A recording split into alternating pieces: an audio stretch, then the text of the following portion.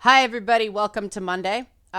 This one might be a bit heavy, so if you're not in the mood for that, feel free to not watch. I'll totally understand. If you like this sort of content, help support this channel. Become a monthly patron, patreon.com/Lena K.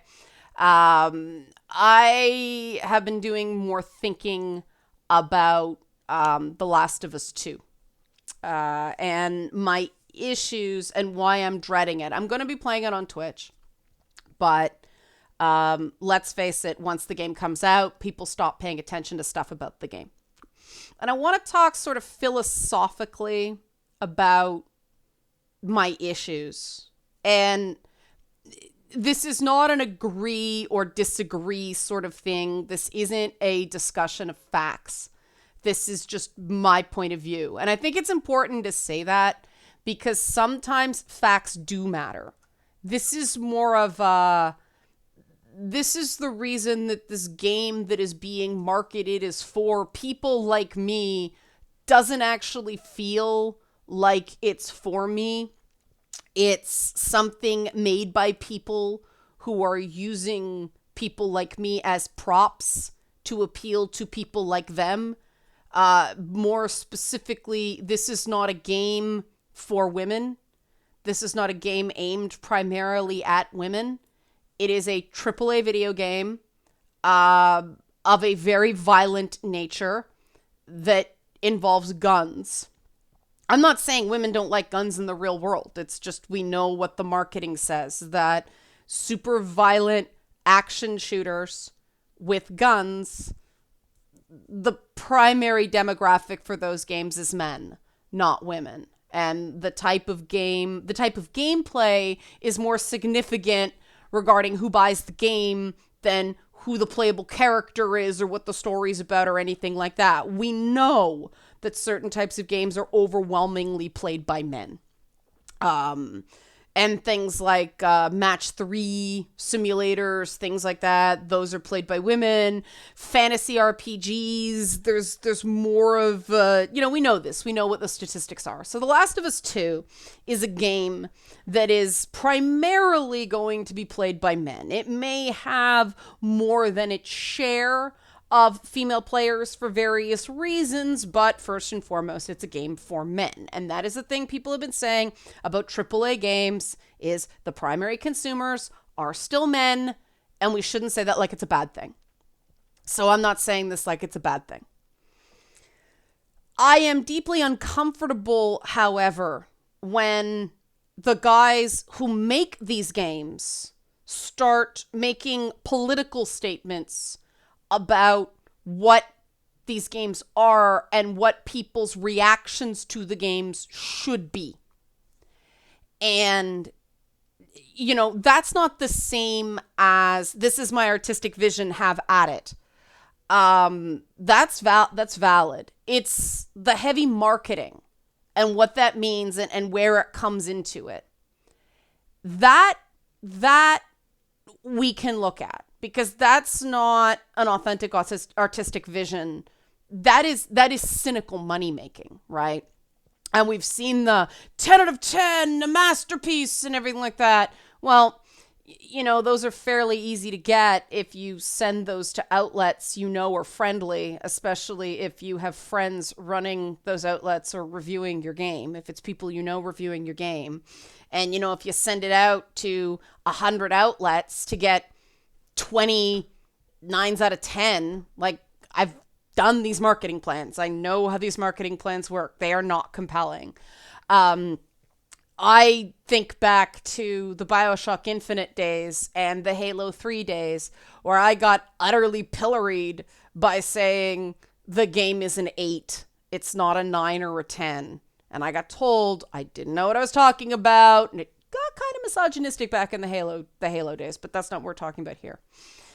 The issue I have with The Last of Us 2 is this is an auteur game. Like, this is Neil Druckmann's game as much as Death Stranding was Hideo Kojima's game. Yes, other people were involved, other people lended their talents, but it's a video game equivalent of a film buy, right? This is their vision. Druckmann has spoken at length about what The Last of Us started off as. For people who don't know, it was supposed to be only the women got the zombie fungus virus.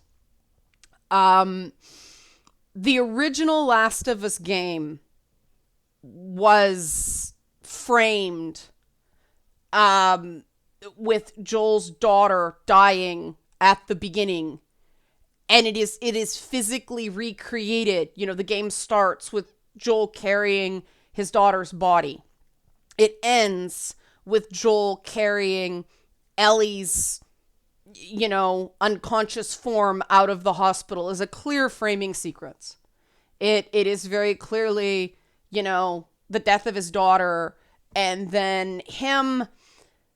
The big interesting problem at the end of The Last of Us was that he saved her life against her will. She wanted to sacrifice herself for the possibility of a cure. He denied her that choice. And the cool ambivalence of that is she was like 15. Is she and traumatized? Was she in a place to make that choice? Possibly not, right? That's what made it such an interesting choice. Instead of drilling down on that, Last of Us 2 seems to be really upping the, we're going to have Ellie do a bunch of morally questionable stuff to say, I don't know what other than fun is not a word we use to describe this game. Again, making a game that's not fun, I don't know why you'd do that. Valid, you know, you're throwing away a lot of Sony's money, but this game's going to sell just based on hype and the fact that it's peak saturation of video games right now. People are looking for something to play. It's going to do very well. But the question is, after all the stuff, the feminist pretense of some of the stuff Neil Druckmann has said about his own personal journey, it is fair to criticize the idea that this is a game with a man at the helm for a predominantly male audience that has female characters in incredibly violent situations. It's not by us, it's not for us, but we are the performance. This happens. This is fair game, especially in capitalism. In no way is this some, you know, step forward for women, at all feminist, or even terribly artful or responsible. Now, this is not saying that men can't make games with female characters. That's absurd. No. Make games with female characters. Do what you want with them. But make them games. Don't make them statements. Because men do not have the right to use women as statements, as icons of statements. It's, you know, the same thing. It's not quite the same thing, but it's a similar thing. That, you know, Mortal Kombat, if it just stuck to being a stupid game where you beat people up in unreasonably violent ways, no problem, play ball, we love it, right? The minute they start making that mean something, it's, hold up, you gotta be consistent here. And again, if the purpose of the game is not fun, what is the purpose of this game? Well, if it's not fun, then it's making some sort of statement. So at that point, then we get some sort of politicizing, some moralizing, some moral of the story. It is a fable at best. And it is using women as devices or performances in that fable. Again, if women were involved, gravy. Now, this isn't the same as, say, God of War, where the story is basically about Kratos being a dad. And yes, the mother passes away. Now, to me, I defend that just because of a particular plot point that I won't say because it's a spoiler. That's not a fridging in the traditional sense, the woman in a refrigerator thing. That's a mythic construct. That's a mythic structure. It's different. But it's not Joel's story anymore. They are making the pretense of it being Ellie's story, only not really. So what's it about? It's about violence, okay? It like, this feels, and again, remember I'm saying this is just me being totally honest about the non-logical, like just gut reaction I'm having to this, why I'm uncomfortable. I'm not expecting this to make sense. I'm just putting it out there for what it's worth, right? If it's not a story about people, then it's a story about ideas. What are the ideas here? In the 70s and early 80s, they had like ladies mud wrestling, where it was this whole thing about, I think it was that late. I don't know. I could be dating myself here, but there are certain guys who get off on watching women fight, who watching women sort of defy femininity by getting violent, by getting aggressive. Similar appeal with some among UFC, although I do not believe that people who appreciate women's MMA fighters have a fetish, because it's just possible that people really like MMA and they don't care whether it's men or women. A good athlete is a good athlete. A good combatant is a good combatant. It's not the same thing. It's people that specifically it has to be women. Make sense? Okay, good. That is a fetish. That is an element of performance. It is, and there's nothing wrong with this, but let's call it what it is. It's women performing for predominantly a male audience, and it's fun. This feels like a very similar thing. It's chicks fighting, but they don't want to call it for fun because they believe that's bad. That's objectifying. So the BS they're offering us instead is worse. If they had presented the game as, this is going to be catharsis, it's fun because it's not fun. We are sort of challenging the idea of how powerful you feel in a video game. And we are challenging the question of, well, if it's okay for male characters to do this in video games all the time, why isn't it okay for a woman? That's more justifiable than the rationale provided, right? We don't think of our games as fun is a pretense. It's a marketing ploy. It's intended to be it's not even a dog whistle. It's a call out for fake woke feminist ally dudes saying this is for you. It's not signaling to women that this is for us, because everybody plays games in part to get away from the shittiness that is our lives. And by making this about women, I mean, let's face it, the whole purpose of the zombie apocalypse is not real. It's not our world, right? But when it becomes, oh no, the humans are the real enemy, the real danger, then it is our world. It's disrespectful to the fact that people pay money to be taken away from our troubles. And sometimes that's just through sort of the visceral thrill of something like a Resident Evil or an Outlast or something like that, right? You feel alive, you feel energized, you feel that adrenaline boost from jump scares and stuff like that. But that's still fun for the people who play it. If you move fun again, then it's a statement. And it's a statement by men directed at men using women. So what is this statement? Well, it's horrendously violent. And is it anything beyond that?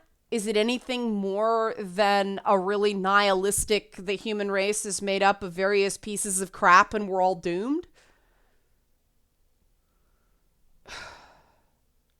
That's something you play because you want to say you did it. That's woke cred. That's not...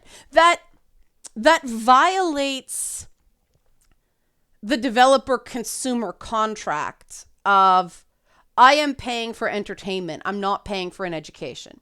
Because I don't get a degree. I don't get credentials out of this. We have to wonder what this thing about it's a video game, but it's not fun is saying. And I admit I don't know.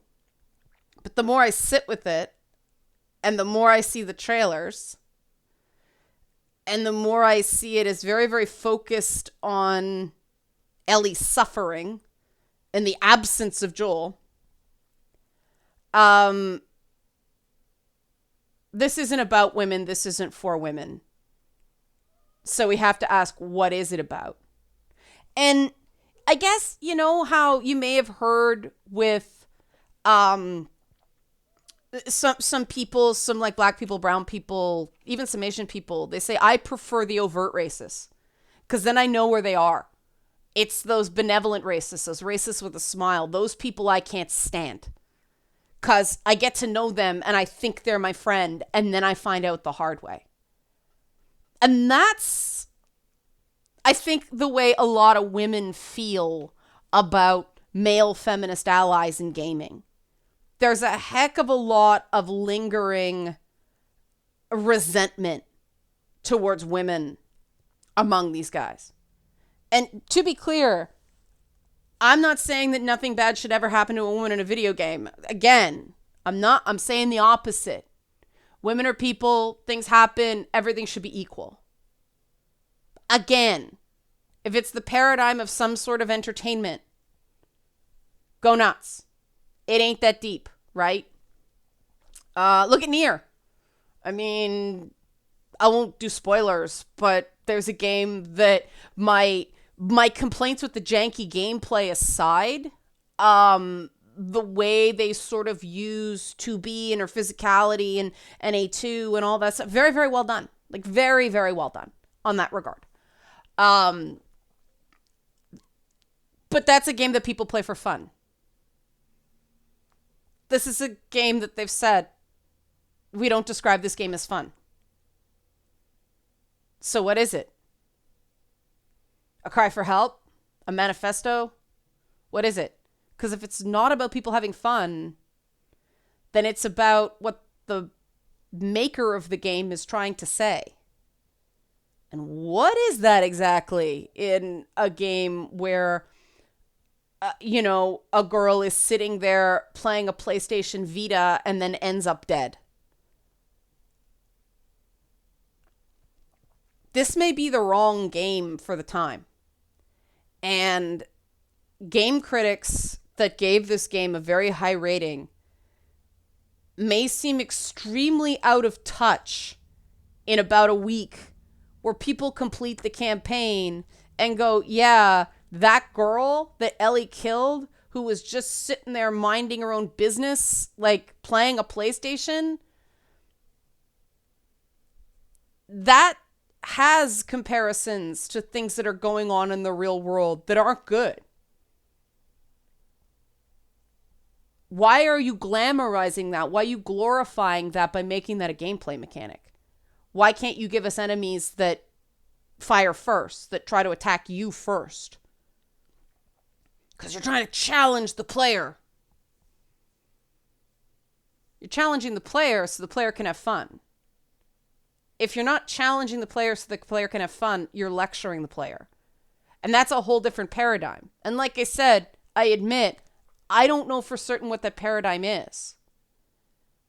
But it feels a lot like a guy telling us women what he thinks about our experience, which he's entitled to his opinion. but he's not going to get any points for authenticity. And in some ways, it's better to go the near route with, like, she's an android chick with, you know, a ridiculous dress and a blindfold and all that stuff. He's not trying to say, this is the reality of real women, you know? He's not trying to say anything, and yet it ends up actually saying something really profound. This seems to be why more often than not, Japanese game developers keep kicking Western game developers' asses on story. They understand fable, they understand metaphor, they understand getting some distance to go deep. They're not trying to be seen as geniuses. They're just trying to let people have a great experience. So I know this was sort of all over the place and there was no real central thesis. But sometimes that's okay, right? Sometimes first person is valid. I guess I'm interested in your responses to this. It's not about whether I'm right or wrong. It's a question of, can you see where I'm coming from? Okay? Okay. Help support this channel. Become a monthly patron, patreon.com/LeannaK. Thanks for watching.